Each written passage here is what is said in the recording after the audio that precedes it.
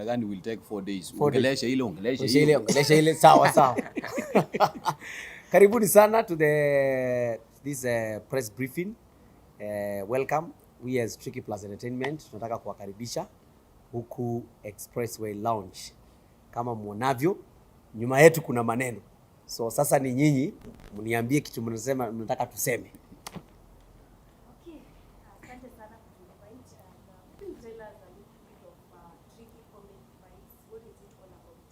Wow. Tricky Comedy and Vibes ni, like the name suggests, is a comic with a lot of vibes platform that we are launching with my team. My team is bigger than you can see. Venye wako busy prepare mambo.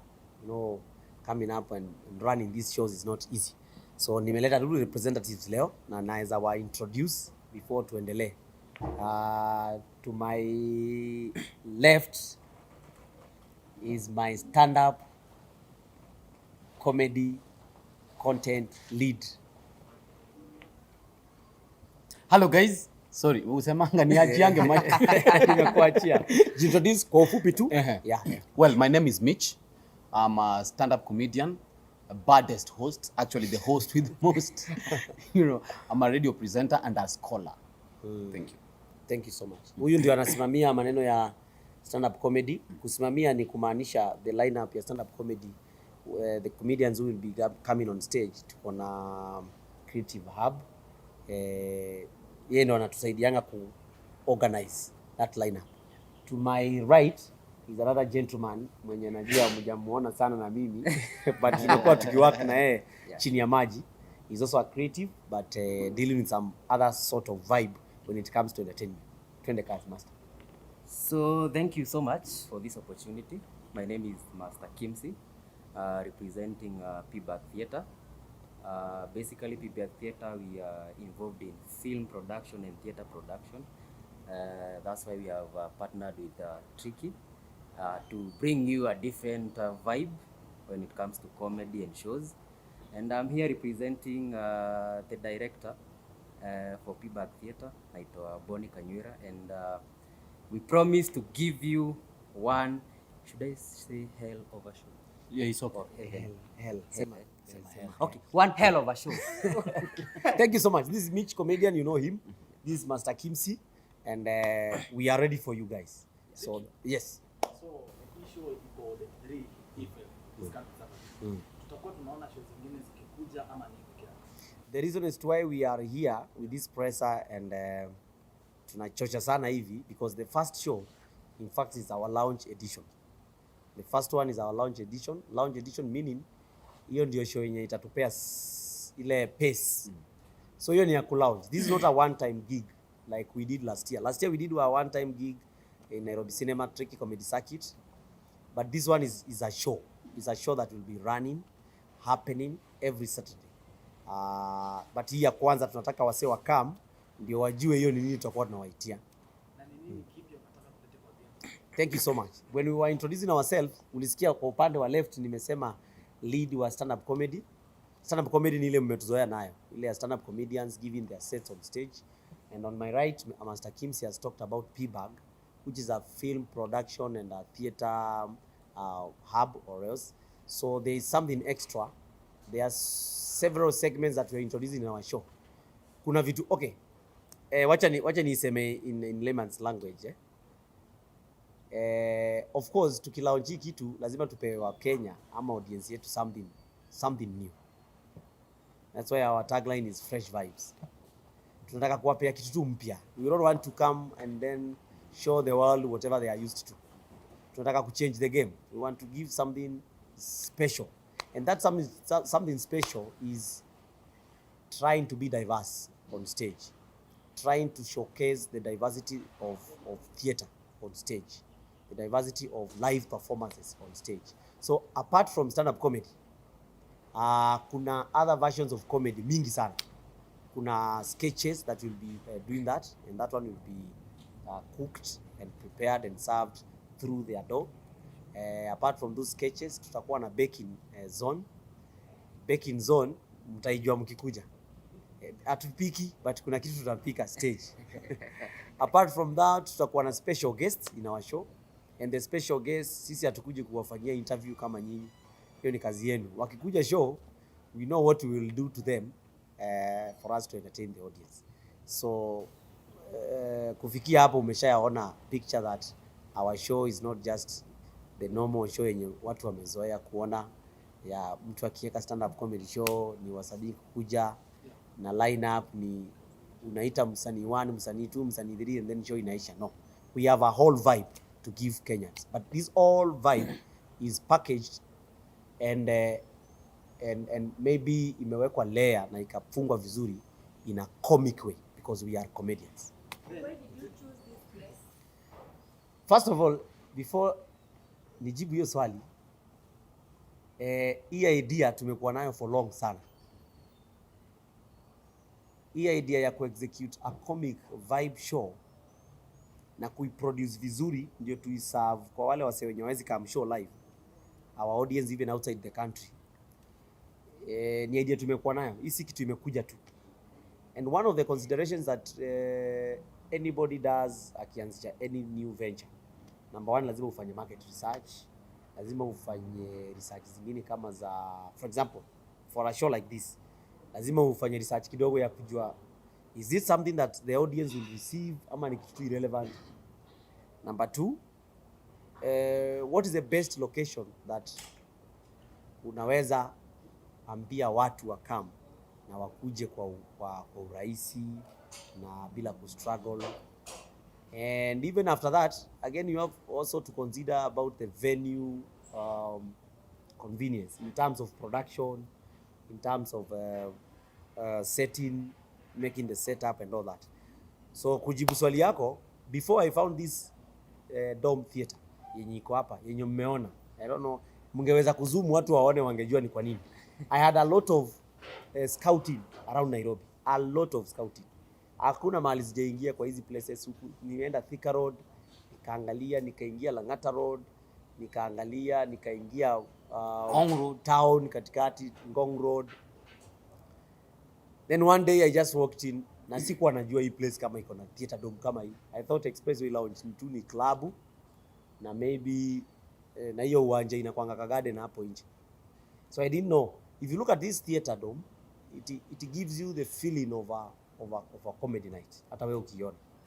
It's easy to light, it's easy to set up sound, it's easy to have the set, your audience, it's easy to have a good set.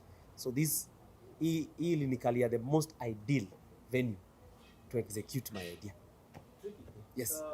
Recently niliona show yake na pia concept yake inakaa kwenye kuleta fresh air, kuleta kitu tofauti ambacho kidogo kufanyika. Kwa sababu stage yake kulikuwa na dynamism kubwa sana ambayo probably tuliona before kwenye comedy yetu. Na niko sure ni colleague wako kwenye industry ya comedy. Na pia kila mtu akona niche yake. Lakini wewe umesema ni idea ambayo nyinyi mlifikiria kitambo sana. Sasa wakati mmeona yeye amefanya kitu kama kile, ilifanya mbadilishe mawazo yenu kadhaa, ama kuna pressure fulani mwekea lazima mueclipse hiyo level ambayo alipeleka? What Kena did is totally different from our idea. Kena did his way, na hiyo ndio brand yake, na hiyo ndio watu wanamjua nayo. Because of course Kena angekuja aanze kufanya stand up comedy, watu hawamjui hivyo, wanampenda akiwa na hizo character and those scenarios which worked best. So for us, we have been in the game, stand up comedy, for long. I think this is my 7th year. I have learned a lot. But sasa nikafikiria, nikaona nikiletea watu show tu ya stand up comedy kama yenye ni grow, then I won't have grown. Siku unaelewa? Nitakuwa tu na replicate tu where I grew. Ni kama kuchange shule tu, una change uniform peke yake. I don't want to do that. And that is why in my show you will see less of those comedians that you are used to. Hao wa huko. Sitaki ku replicate Churchill show hapa. That's to answer you one. Number two, tukafikiria na my team, apart from just stand up comedy, what else can we give people? Let me answer you. For your information, me personally, MC Tricky, I have grown in theater more than in stand up comedy. Stage grew me before I did stand up. And P-Bag na huyu na hiyo team, it is the team that grew me. Just to give you a small history, P-Bag na Tricky Plus roots zetu ziko Kenyatta University. We had a group called Kenyatta University Travel in Theatre. Kenyatta University Travel in Theatre, when we were in KU, we used to perform sketches on stage. We didn't even know stand-up comedy. Tulikuwa tunafanya hizo skits na skits. What Kenya stage, we used to do that 10 years ago on stage. In fact, the first people to introduce that on stage walikuwa inaitwa Ridiculous. Kama mnawajua nyinyi ni Gen Z. Hao ndo walitufunza because they are the ones who started the traveling theater I'm talking about. Kina Nyambane, kina Tony Juguna, Kiarie, even our father Churchill alikuwa anapewa roles huko. They are the first people to do sketches. Sketches means they had big characters. Kama Nyambane alikuwa Moi, and then people knew about that. Hiyo ikatranslate. When I was joining Kenyatta University Traveling Theater, nilipata majamaa wabaya sana stage. We used to come up with skits, and then we come up with comic lines, na tuna entertain audience a whole night with sketches without stand up. Tunaweza piga hata skit 10. Sasa hawa sababu walisomea hiyo na wameiva, nikaona badala ya kujifanya mjuaji na ndio walinifunza hiyo stage work. Nikaona why can't we partner with them, watuletee hiyo vibe ya live sketches on stage, na mimi na Saidi yangu na Mitch na wale tunajua stand up tuwaletee vibe ya stand up. Once you combine the two, we come up with something better and bigger. Sawa sawa.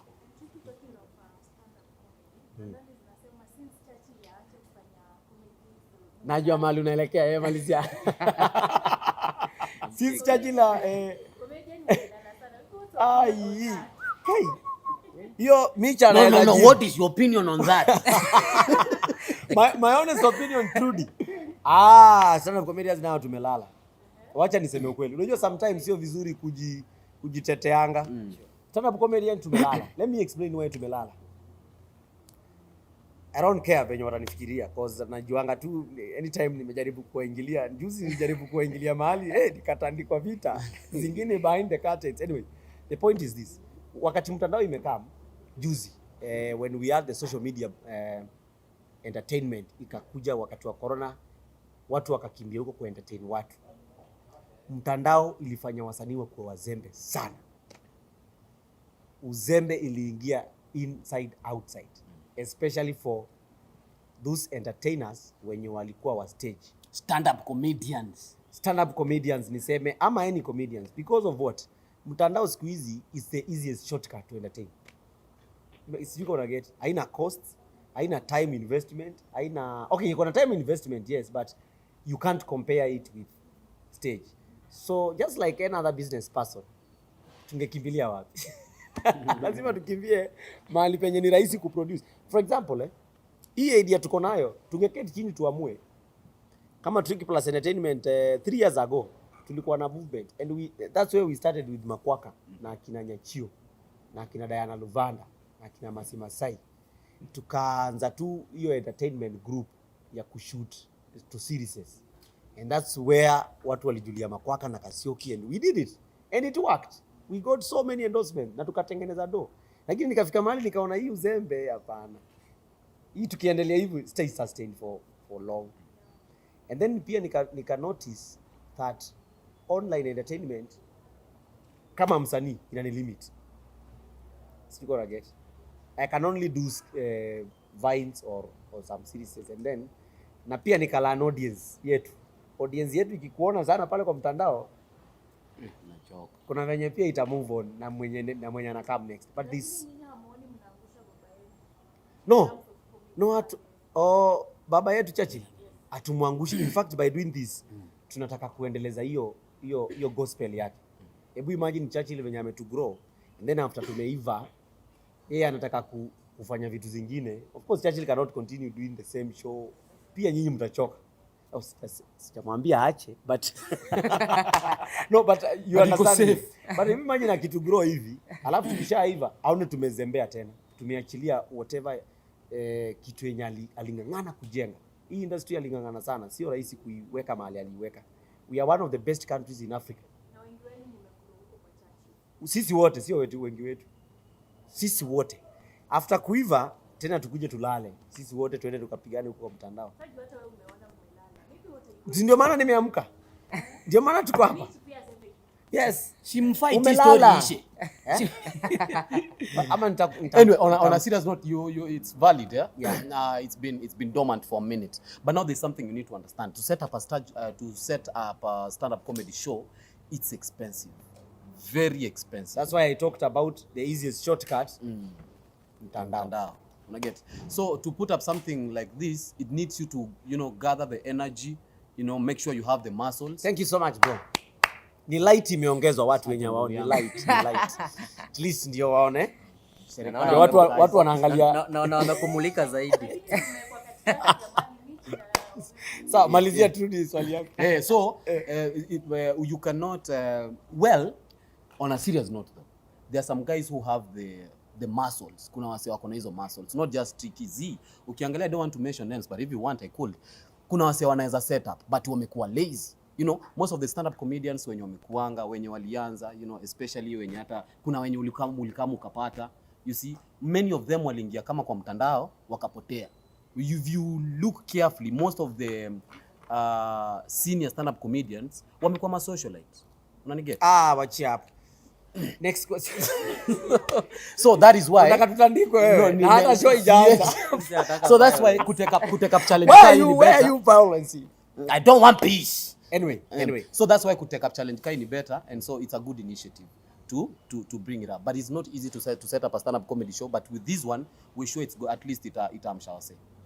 And we're gonna. Yes. Na swali lingine, hapa Kenya kuna comedy club nyingi siku hizi utapata. Maana hata siku hizi na run ticket zingine zimeanza. Mingi, hebu sitaje. Okay, mimi najua hii ya kina nani? Akina Dag. Yeah. Okay, jina lake ndo nasahau. Tunaona umesema mingi nikashindwa ziko wapi? Yeah, pia hapa No, show ya kina Dag is a nice one. Yeah. I also attend it chini ya maji hata wajuangi because it's doing good and I learn a lot. That's one of the best comedy clubs that is happening around Nairobi. No, anaongelea stand-up collective.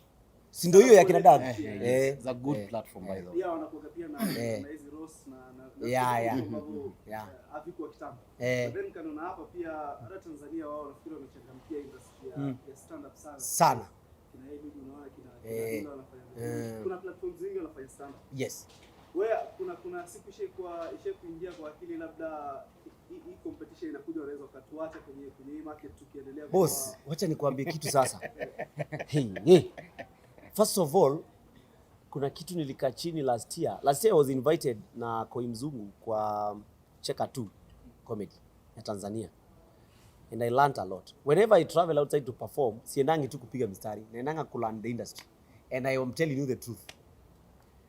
Hey, as we speak hawa sasa nimeona wanapiga country tour. Comedy ilikuwa iko. In fact, Koi ndio amekuja na hiyo vibe fulani ya watu Tanzania ku accept stand up comedy. Kuna vibe ina sweep huko yenye ni big and it's a wave. And I felt challenged because we were the kings. Not only in East Africa, in Africa. We are still the kings, of course. Melewa. But ile wave wamekam nayo. And you know Tanzanians. It's something that you should take some notes from. Because our say, wakiamua kuvuruga industry, wataivuruga na wataimake impression. Watanzania nao ni wazuri kwa they know how to package. Hawakwangi talented kutuliko, but they know how to package the craft and they know how to kusuka audience yao iwa support kitu ikae big. Sasa bro, unajua Cheka 2 comedy ukiangalia ile attendance yake yenye watu wanakam show. Me personally niliitwa kwa show tu ya kawaida and that dome was filled by around 3,000 people. Meget. So there is a vibe yenye wameanzisha stand up which is good. Ndio sasa wakikuja wa match up na sisi na Uganda pia nao comedy story ya Mwanji inapigwa. Rwanda pia wanapiga. So you can imagine all those countries wote ndio wameamka sasa, usanii iko topmost. Alafu hapa Kenya sisi stand up comedy tumejishika hivi. Hata tutaaibisha mzae wetu Churchill bwana. Cause hatuwezi expect Churchill ashinde kutubeba kwa mgongo tu every time tuko kwa mgongo tu.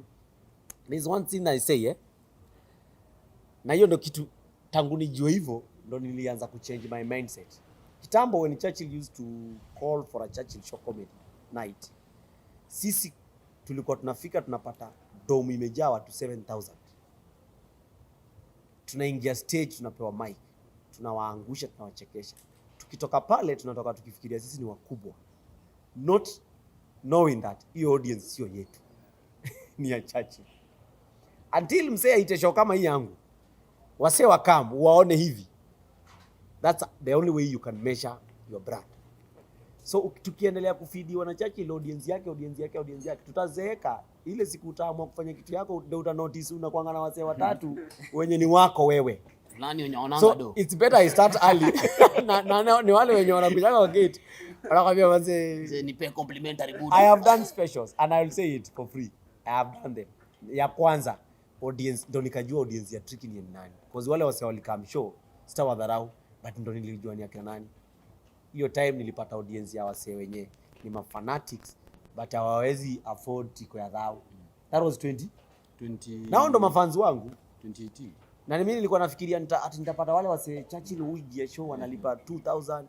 Kumbe hiyo sio audience yangu. The point is, kama msanii lazima nijichallenge ndo nijue brand yangu inaelekea wapi, tunaenda wapi ama tukoaje as a brand, na pia mimi ni kuwe na team yangu kama ile ya Churchill.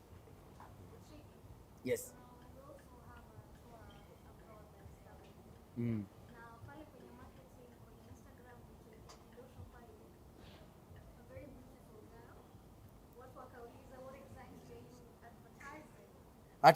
Ati uliona nikifanya nini? Wapi? Voluptuous. Andika hiyo. Volo what? Andika hiyo, voluptuous. Voluptuous. No, wacha tuanzie kidosho. Nikimarketisho ama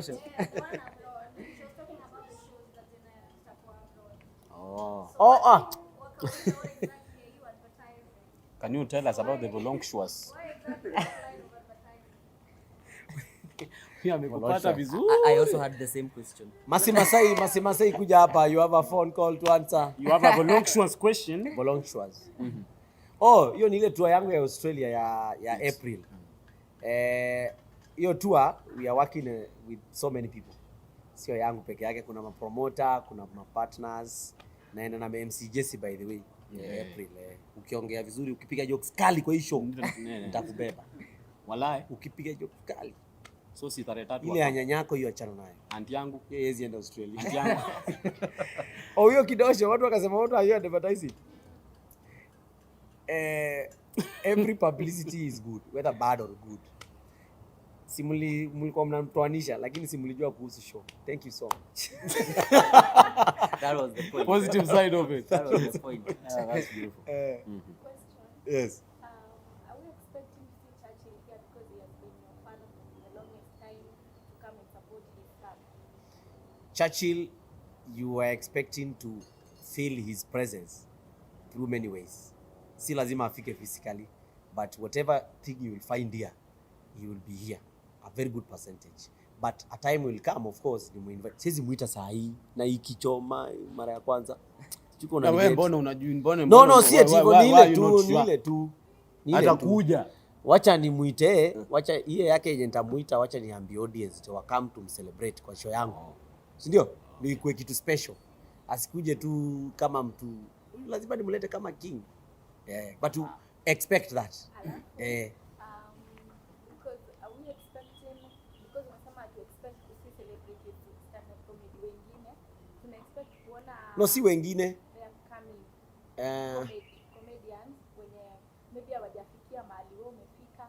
Wako tu katikati ama ndio wana struggle. Utakuwa na invite ama Hapana, sikumaanisha hivyo. Kuna stand up comedians wengi sana established hapa nje. Ni venye wewe, ni venye unajua watu wanatujua from Churchill show. Ni venye hawajapitia huko. Hata kwa show yangu naleta comedian wa Tanzania mwenye ni established. So my point was I didn't want to replicate the Churchill show lineup. Sikuwa unanielewa. Ati nikiwa hapa stage na waita wote tu wakifuatana. So unajua naelewa. So nitawaletea comedians already established, but again I also have a segment to grow talents. Just like how Churchill introduced me on stage.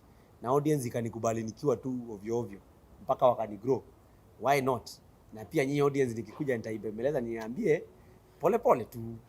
Tukiona comedian, stand up comedian mzuri, nilifanya auditions juzi and they came around 100 people. Hata sisi tutachukua nani tuache nani? Wale wanoma tu. Wale wanoma peke yao. Mtawaona kwa show. Yes. Na swali lingine. Safi. Wewe umetumwa na nani? Anyway. Safi bro, lakini maswali yako mazuri by the way. Kuna na context ama reference ya probably US. Huwa naangalia kwa mfano ukiangalia special zao. Specifically kumwangalia mtu kama Dave. Najua levels tofauti labda yake hata kwa standards za US. Okay. But yeye ako labda heavy on haogopi kugusia vitu ambavyo vinatokea kwenye society. Hata hakuna confidence ya kutengeneza jokes kuhusu sema hata disabled skills kwa hii special yake less. Dave juzi ameanza na wao. Ameanza hivi. Kidave. Malizia. Kwa context yetu ya Kenya probably watu watakuwa wanaangalia umesema nini anyway. Kwa Kenya context yetu watu watakuwa wanaangalia vitu ambavyo vinatokea sana sana labda economy ama recent events ambazo zimetokea. Watu labda tennis side na vitu kama hivyo. Kuona dhani watu expect kunaweza tokea vitu ambavyo na address society hata kama ni hash kutumia comedy yako either government ama anything that affect society. Very good question. Comedy is real life. Comedy hazikuangi stories zimetoka Mars ama Jupiter.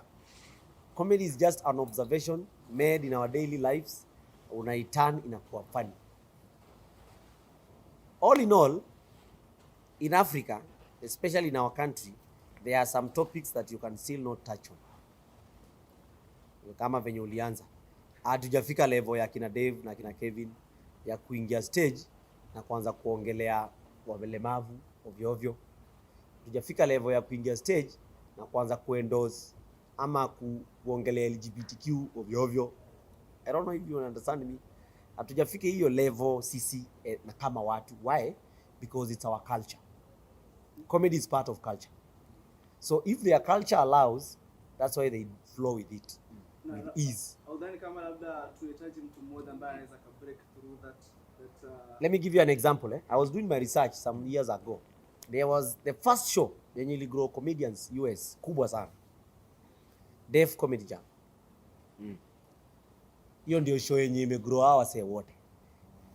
The producer of Mr. Russell's wa Def Comedy Jam alifanya hiyo kitu unasema. The society that time, that was in 1992. The society that time yao ilikuwa kama sisi, ilikuwa level yetu sasa. Ile kuna vitu huwezi guzia. That producer aliamua aende opposite na watu. Ile guys, get on stage, talk about anything the way you want. So the show ilipata backlash for the first like 5 years. Vibaya sana. Mpaka kwa national, hata kwa gava. Backlash mbaya. Mpaka comedians kuna baniwa, kuperform. Mpaka audience ina goma inasema hatuendi hiyo show. But later on, whatever those comedians were talking about on stage is what is happening now. And now, the first people that embrace such content ni wa America wote. That is a brief history. In our country, sijui nani ataamua akuwe na hizo balls. Well, in our country, I have the balls. You got the balls? You have the balls. You got the balls. So, tutaanza pole pole. Anyway, the point is this. As at now, tutagrow pole pole na audience yetu. Mdogo mdogo. Hakuna venye nitaingia stage leo nianze tu make fun of the disabled. It's not funny now. Even to me. No, lately it's funny. No, to me it's not. To you. Labda tuingilie wale watu wa stammerers, watu wenye hawana shida. Na watu wafupi. Wafupi ni ulemavu.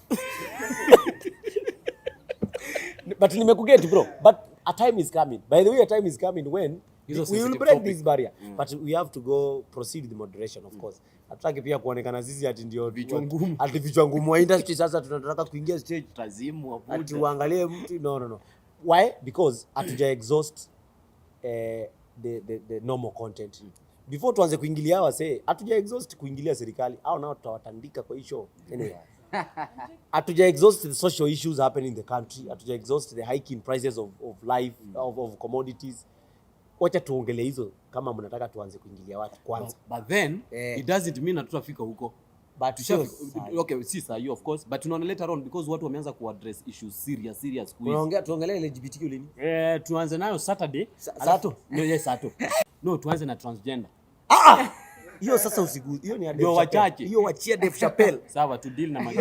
Hiyo utafungwa. To deal na Mage, alafu tuende next. Tuanze na Mage. But pole imagine we getting there because by the way, because this is Africa. Yeah, so ni pole tu until maybe when you are comfortable with it. Sawa. Hata hiyo part tumeongelea hivyo, YouTube wataimark wajue tulikuwa tunaongelea nini. Pull it down.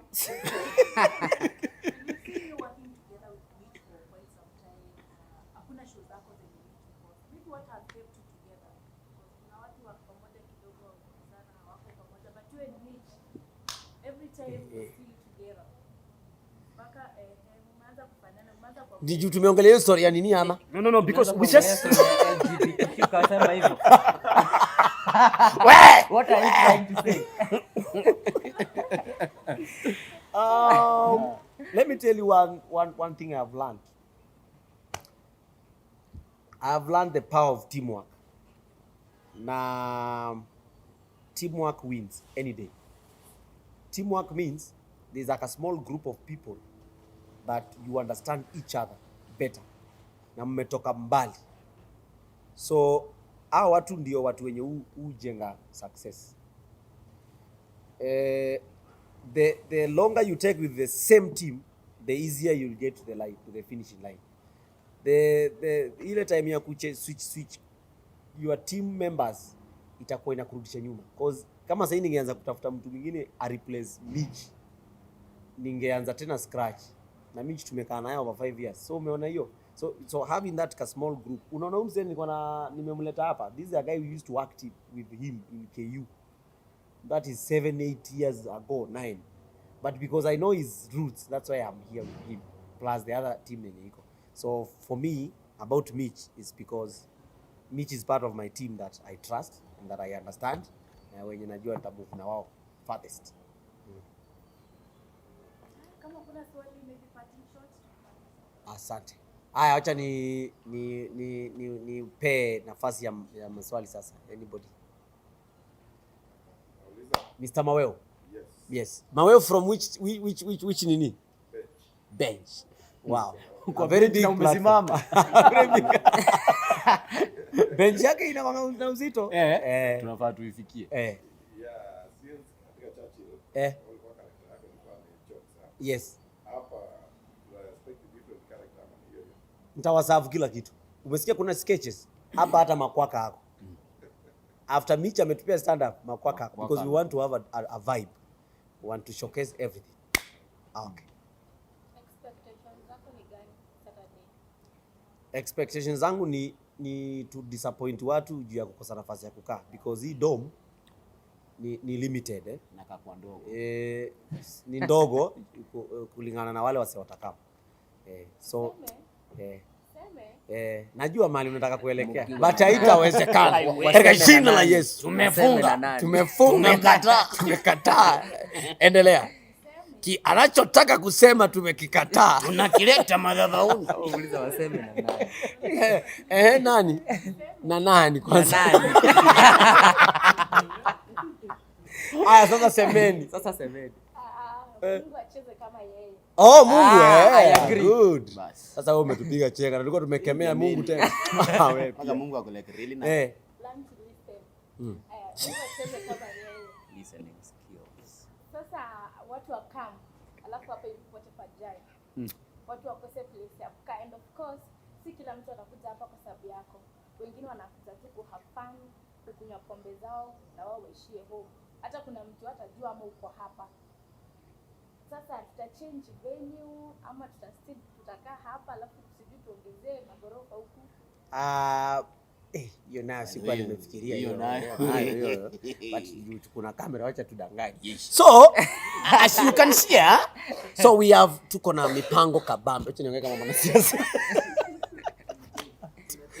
Unaona kwa ile mlango tumetenga nafasi na tumekubaliana na soja. No, by the way, in case, by the way, I have that worry. We also had that discussion. In case watu overflow, Saturdays are meant for tricky comedy and vibes kwa hii venue. Uzuri wa Expressway Lounge, iko na so many cozy places za kujibamba. Kuna lounge iko huko, kuna hii space iko pale hivyo, mnaona kwa mlango hivi. kuna ingine iko pale hivi. Kuna ground pale chini. Kuna ground chini, kuna gazebo kule. Kuna place. Yaani sio mahali watu watakuja hivi alafu mvua ikianza kunyesha kama kumejaa waanze kunyeshewa, no. It's a homely place. You can still have fun. So the only thing I would say ni manze, jaribu ufike mapema, jaribu ushike tiko yako mapema. Screen ziko tunaweza nini, but sasa unajua ukilipa tiko alafu uone kwa screen utateta, but we can, of course we can know what we can do today. But sasa wenye wamelipa si exclusive. Amelipa ndio mwenye ako huko nje asione. Of course mwenye amelipa advance au kiti yake iko. Nice. Mimi naitwa Mike kutoka Economy TV. Kutoka Economy TV. Economy TV. Okay. Hiyo ni Kikamba No, hiyo ni Kiluya. Unatoka wapi Economy? Ni Economy TV. Economy TV. Okay, umeguzia kwamba kutakuwa na special guest. Unaweza kutunguzia ni kina nani au special guest watakuja? Wengine watakuwa surprise, of course. Kuna ile surprise element ya audience. Hiyo hatuwezi tamka saa hii. But for our launch, I have a very special guest for you mwenye nitamsema. Hiyo si surprise cause she will be part of the show ikianza. Anaitwa Will Broder. Mnamjua? First lady. First lady, Mama Fufu. Tumemuita specifically because it's a lounge and tutakuwa na cake cutting session, na huyo ndiye atakuwa ana facilitate na hiyo. Na amekuwa kwa process. Na nilifanya research yangu, tukaulizia nani anaweza come kufacilitate. So atakuwa anakuja. Tutakuwa pia na msanii, huyo acha akuwe surprise. Hiyo tukiwaambia sasa. Ndio maana ni surprise. By the way. Hii space unatarajia watu kama wangapi ambao watahudhuria? Hapa natarajia tu ijae. Unajua sasa hii ni kama matatu. Hii ni kienda sana mpaka dhao ifiki. Ndio maana nasema nini hizi ticket ziende mapema. The reason is why tumetafuta hii dome yenye inatoshana hivi, sio kubwa hivyo ya ati 1000 2000 is because EC gig. There's a difference between a gig show and a show that will be running.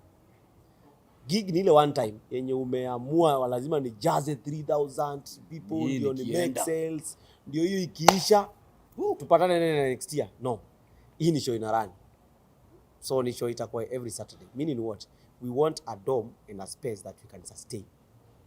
Whether kuna mvua, whether kuna jua, watu wanaweza jaa.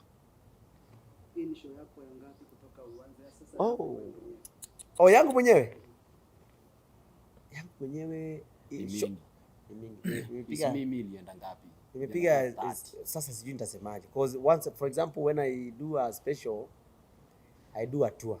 Nilifanya ya kwanza nikafanya tour Kitale, Machakos, Eldoret, sijui wapi. Kafanya ya pili juzi nimefanya tour 5 London, sijui Rwanda, wapi. Siwezi count, ni mingi. Na hiyo swali yako acha nimalizie na kusema the reason why nimejipea hii challenge ni I think I have the experience now. Unajua experience ya kurani show sio comedy peke yake. Ina involve vitu kadhaa. Ina involve vibes, marketing, production, kama hizo, planning, all that. A very good question by the way. Hatukuwa tumesema. We are in a digital world. Tuliacha kulilia TV zitupatie airplay. Hata TV zenyewe mliacha kuangalia siku hizi. Sijasema TV amwangaliliwi siku hizi, but that is a fact. Kila mtu ako kwa simu yake. So it will come right to your phone through the platform zenye ziko. My YouTube channel is big enough, tutaipeperusha hapo after every episode. Thank you so much. If there is no other question, asanteni sana, tupatane 3rd of February, which is this Saturday. Na grab your advance tickets mapema. Unaweka kwa paybill, which is paybill yetu ni 4109655. Nafaa kwa ikirana 4109655. Turudi ataniwekea.